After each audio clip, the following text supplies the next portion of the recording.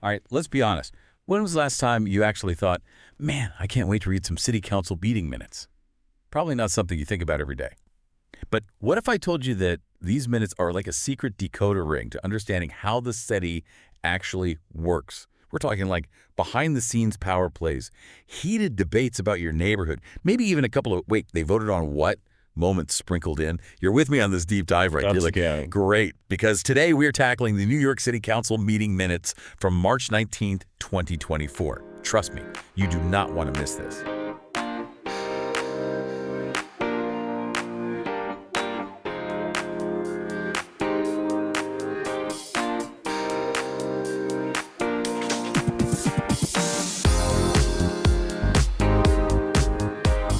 So just to kind of set the scene here, these minutes are basically a play-by-play of every decision that's made. Who voted for what? Which issues were in the spotlight? The whole shebang.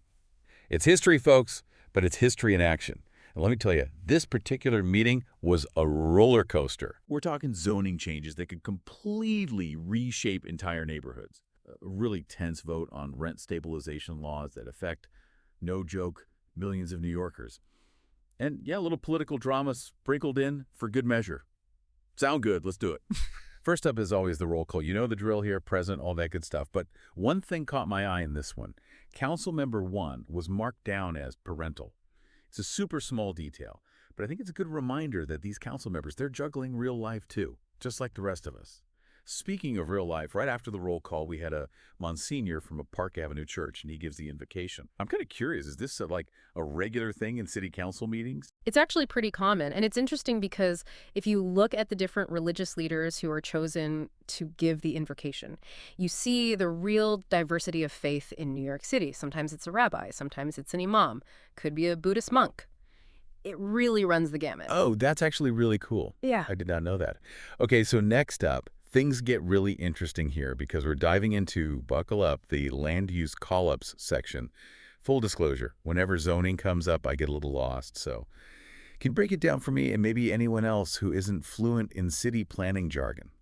Basically, you can think of zoning as the city's blueprint. It's how the city decides what gets built where, like residential buildings, businesses, parks, even things like how tall a building can be. And these call-ups, this is where it gets interesting, it gives the city council the power to basically zoom in on specific projects Okay. before those projects even go to public hearings. Wait, so they get to weigh in super early? That's a huge deal. Oh yeah, for sure. Wow. You can think of the call-up process as like a fast track to the council's attention. I mean, imagine you're a developer, right? And all of a sudden, the city council is looking at your project through a microscope.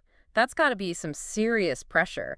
And the minutes actually mention a rezoning at 341 10th Street, prime example of this playing out in the real world. Wow, who knew a boring section about zoning could be so juicy? This is why we do deep dives. Exactly. It's all about uncovering the hidden drama behind these decisions. And trust me, it gets even more interesting from here. Okay, so we've talked about zoning showdowns, but now let's dive into a topic that I think is on everyone's mind in the city. Rent. This is where these minutes get really interesting. They tell us that local law, Darrow 653-2024A, which has to do with amending rent stabilization laws, was actually up for a vote. And let me tell you, this is one of those things that could have ripples throughout the entire city. So can you give us the lowdown? Like, what is this law and what's at stake here? Well, I mean, this law is really all about whether rent control as we know it survives in New York City. You know, we're talking about those rules that determine how much landlords can actually raise the rent for millions of New Yorkers who are living in rent-stabilized apartments. So this is huge EE. No kidding. So what happened? Did it pass? It did, but not without, yeah, I guess you could say some fireworks. The final vote was 48 in favor, with council members Borelli and Carr opposed. And council member 1 actually abstained. Oh, wow. So it's a close one. What does that mean for renters? Like, what does this actually mean out in the city? Well, this vote was a major win for tenant advocates. They've really been fighting to keep housing even remotely affordable here in New York. And it means that, at least for now, millions of New Yorkers are protected from, those insane rent increases. But it really highlights just how precarious the situation is. Every single vote matters. Yeah, for sure. And speaking of precarious situations, there's actually another item on the agenda that's very closely tied to this whole rent stabilization law. This is a resolution that was declaring a public emergency when it comes to rent control. Now, why would they even need to declare a state of emergency for this? Well, it's all about justification, right?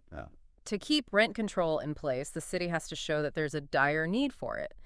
This resolution basically argues that the housing crisis in New York is completely out of control, that it demands, ongoing action. And did it pass? It did, but not without some pushback. We saw council members Carr and Borelli, who actually voted against the rent stabilization law. They were very vocal here again in their opposition. The minutes don't capture every single word of the debate, obviously, but you can practically feel the tension in the room. Oh, yeah. It's like reading a political thriller.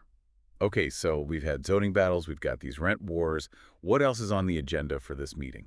Well, on top of tackling those, huge issues that are facing New York, the city council also had to deal with some, I guess you could say smaller but equally important quality of life issues. For example, there was one council member that introduced a bill that would force food retailers to be more accurate with the prices. Oh, I like that one. Yeah. Because I can't tell you how many times I've been to the checkout and been like, wait, that's not what the price said on the shelf. It's infuriating. It happens all the time. Yeah. And, this bill is really all about protecting us as consumers from those, kind of sneaky price discrepancies. Yeah. They seem small, but they can really add up. Exactly. Speaking of things adding up, another bill that caught my eye here was one that aims to establish a small business disaster recovery board. And tell me more about this. What would that do? It'd basically be like a lifeline for small businesses. If they're struggling to recover from something major, like a natural disaster, or even, like we saw, a pandemic. So it would give them resources, support, maybe even funding to get back on their feet. So it's like a guardian angel for small businesses in those make it or break it moments. Yeah. I feel like a lot of business owners would breathe a sigh of relief if this one actually goes through. Yeah, absolutely. All right, so another one that caught my eye, and this one I feel like is very relatable, is this resolution about the Department of Education. They're asking them to update how they notify parents about absences. Those robocalls? Oh my gosh. Yeah. They always seem to come at the worst possible time. The worst time, yeah. And half the time I can't even understand what it's saying. I'm always like, did my kids skip school or did they just forget to swipe their ID card? Right. Exactly. What am I supposed to do with this information? It's like this tiny little thing, but it can cause so much stress. Yes. And so this resolution is really about making those notifications, Yeah. clear, informative, and hopefully a little less panic-inducing. A little less, yeah. My heart can't take it. Okay, so we've covered a lot of ground here. Zoning battles, rent wars, support for our small businesses, even those pesky robocalls. But there's one more thing I wanted to ask you about. It's INOP 0692, 2024. This is the bill about testing our drinking water for microplastics.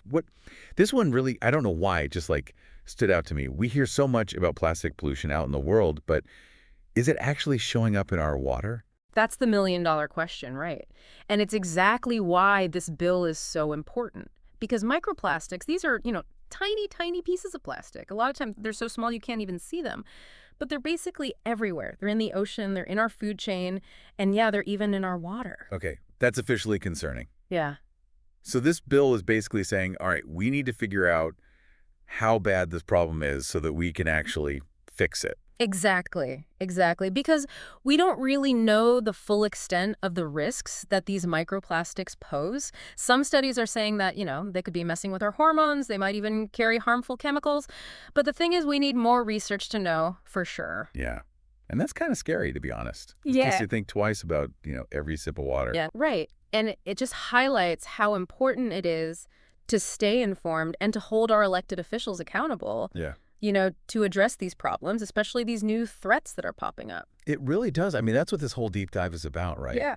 We started with what, on the surface seemed like a really dry, boring document. And look at all this juicy stuff we found, like behind-the-scenes power plays, these really heated debates. And like you said, even a glimpse into what the future of the city might hold. I think this just goes to show that there's always more to these meeting minutes than meets the eye. I completely agree. Yeah, and I think for me, the biggest takeaway is really how much goes on behind the scenes. It's so easy to feel really disconnected from, local government. But then when you actually take the time to dig into these minutes, you realize that these decisions, even the small ones, they affect our everyday lives. They really do. It's not just some abstract policies, right? This is about our neighborhoods. It's about our homes. It's about our health and our future. 100%. So any final thoughts for our listeners today? I think the biggest thing is don't underestimate how powerful it can be to just pay attention. engage with your community, get to know your elected officials, and never, ever be afraid to ask questions. Because the future of our city, it depends on all of us. That is such a good note to end on. And on that note, we're going to wrap up this deep dive into the fascinating world of New York City Council meeting minutes. Until next time, keep those curiosity engines running.